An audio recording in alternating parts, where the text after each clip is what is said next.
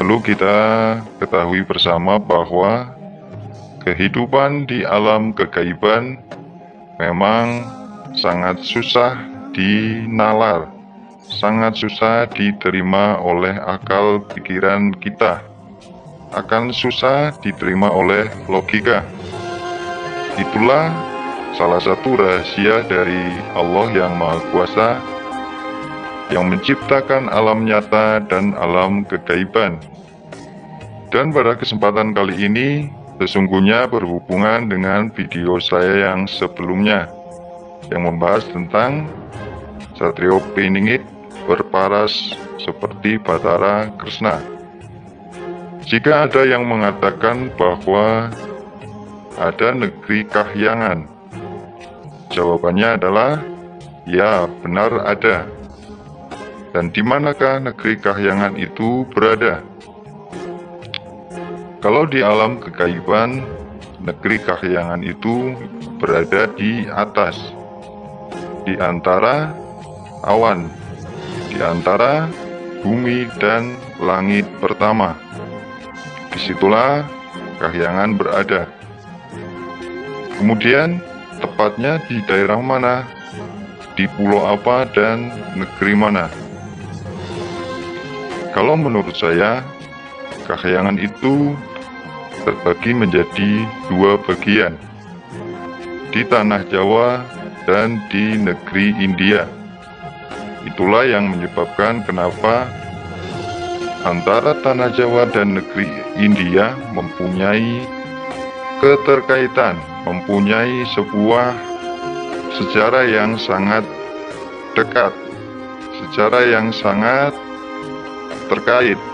Nah, pada zaman dahulu antara Pulau Jawa dan negeri India merupakan satu daratan yang saling terhubung.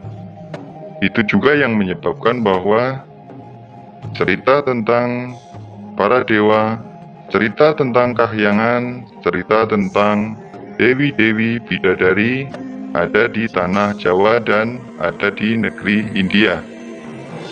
Dan dari sisi keagamaan, antara Hindu Jawa dan Hindu dari tanah India juga mempunyai kemiripan. Untuk itu, menurut saya, Kahyangan pada awalnya terbagi menjadi dua bagian. Yang pertama ada di atas tanah Jawa, kemudian yang kedua ada di negeri India. Itu terkait dengan wilayah negeri para dewa saat itu, saat semua wilayah masih menjadi satu bagian, satu daratan yang saling terhubung.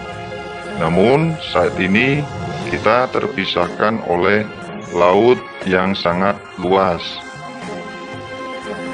Kemudian kembali ke pembahasan yang menjadi topik utama pada video kali ini, yaitu Sang Satrio Piningit telah menyatukan dua wilayah Kahyangan. Kahyangan yang berada di tanah Jawa dan Kahyangan yang berada di negeri India. Mungkin informasi ini terlihat seperti menghayal, seperti informasi yang mengada-ada, dan mungkin akan banyak yang bilang ini merupakan sesuatu yang mustahil. Namun semua dikembalikan kepada kepercayaan dan keyakinan masing-masing. Saya hanya menyampaikan sesuatu hal yang saya ketahui, dan jika itu berbeda dengan pendapat dan pengetahuan panjenengan semua, saya mohon maaf. Dan saya tidak merasa benar dengan apa yang saya sampaikan, karena kebenaran itu sesungguhnya mutlak milik Allah yang Maha Kuasa. Kembali ke pembahasan tadi, beberapa bulan yang lalu, karena sesuatu hal dan telah terjadi sebuah kesepakatan antara golongan para dewa yang ada di tanah Jawa dan yang ada di negeri India. Maka semuanya telah sepakat untuk bersatu bersama Sang Kinasih, Sang Satrio Piningit, untuk mewujudkan cita-cita bersama, yaitu mewujudkan kemakmuran dan keadilan di seluruh penjuru dunia, khususnya di tanah Nusantara. Dari hal itulah,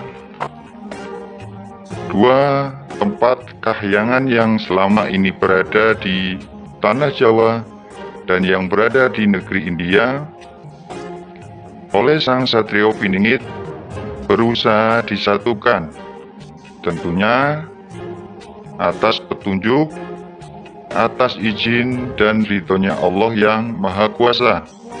Itu juga menjadi sebuah simbol bahwa selama ini dua kahyangan yang terpisah sekarang telah menjadi satu kahyangan, dan kahyangan itu berada di atas tanah Jawa. Semua itu mengandung makna dan arti yang sangat luas.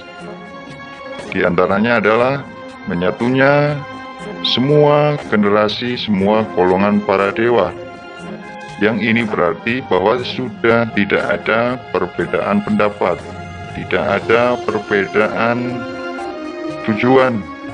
Semuanya bersedia untuk bersatu, semuanya bersedia untuk bergabung, membantu perjuangan Sang Satrio Piningit mewujudkan cita-cita bersama, yaitu mencapai negeri yang adil dan makmur, negeri yang baldatun thayyibatun warabun ghafur. Jika ada yang bertanya, kenapa Sang Satrio Piningit bisa melakukan hal itu? Maka jawabannya adalah, semua itu sudah menjadi kehendak takdirnya Allah. Di akhir zaman ini, semuanya telah diizinkan untuk bertemu, diizinkan untuk bersatu dan menyatu dari kehidupan para leluhur yang hidup dari berbagai zaman kehidupan, semenjak Nabi Adam alaihissalam hingga kehidupan kita saat ini. Maka dari itulah kita patut bersyukur, karena semua proses perjalanan menuju perubahan zaman telah diberi jalan kemudahan dan kelancaran oleh Allah yang Maha Kuasa. Tinggal menunggu waktu, menunggu perintah dari Allah yang Maha Kuasa untuk memulai segalanya.